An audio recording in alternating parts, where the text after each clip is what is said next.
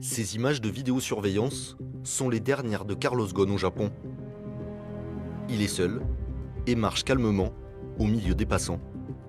Il a marché, il a pris un taxi, il est allé au Grand Hyatt, qui est un grand hôtel plein d'expatriés dans le quartier de Roppongi. D'après plusieurs sources, il y retrouve deux étrangers, munis de passeports américains. Ils sont arrivés de Dubaï dans la matinée. Ensemble, les trois hommes montent dans un train, direction Osaka. 2h30 plus tard, ils pénètrent dans un hôtel à 2 pas de l'aéroport international de Kansai. Les trois hommes sont rentrés ensemble, d'après les caméras de surveillance, dans cet hôtel. Ils ne sont que deux à ressortir 1 heure plus tard, mais avec 2 grosses malles très très lourdes qu'ils poussent sur des dollies, là, sur des roulettes. Et ils chargent ça dans un van noir et ils partent vers le terminal qui est à 6-7 minutes. Ils viennent au contrôle et il n'y a que ces 2 hommes qui, sous leur vrai nom, présentent leurs papiers.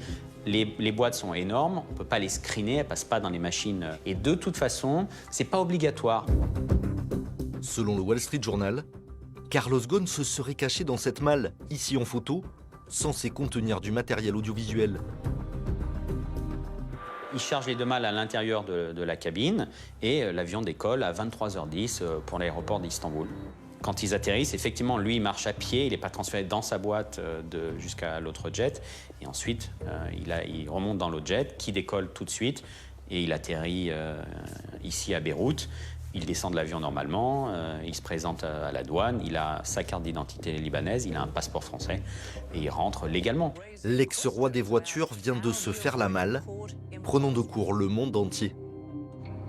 En Turquie, 7 personnes sont placées en garde à vue, dont 4 pilotes.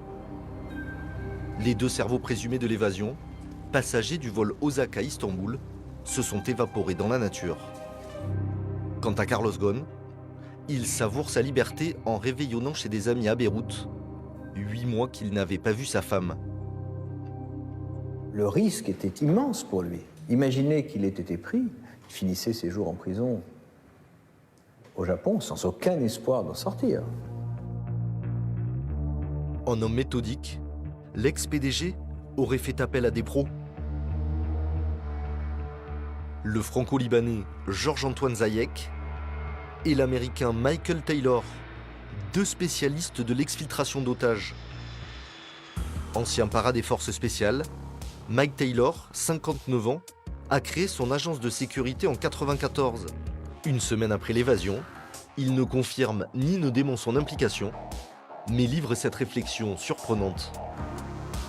Ce qu'il faut retenir, c'est que ce gars est un foutu otage. C'est ça la vérité.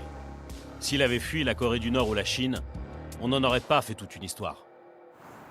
À l'adresse de son domicile, près de Boston, personne à la ronde.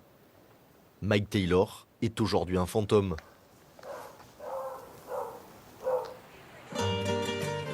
Mais nous avons fini par retrouver un de ses amis, dans une station balnéaire de Floride.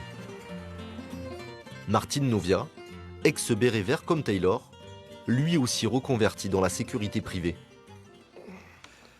Vous savez, dans ce genre d'opération, on a plus de chances de merder que de réussir. Mais si on regarde attentivement la situation, je peux vous assurer qu'avec un homme bien entraîné, on peut trouver beaucoup de failles dans un dispositif de sécurité. Donc, ça ne me surprend pas. Entre son transport vers le Liban et la perte de sa caution, la fuite de Carlos Ghosn lui aurait coûté près de 20 millions de dollars. Selon ses accusateurs, s'il a dépensé autant d'argent et pris autant de risques, ce serait pour échapper aux charges très lourdes qui pèsent contre lui.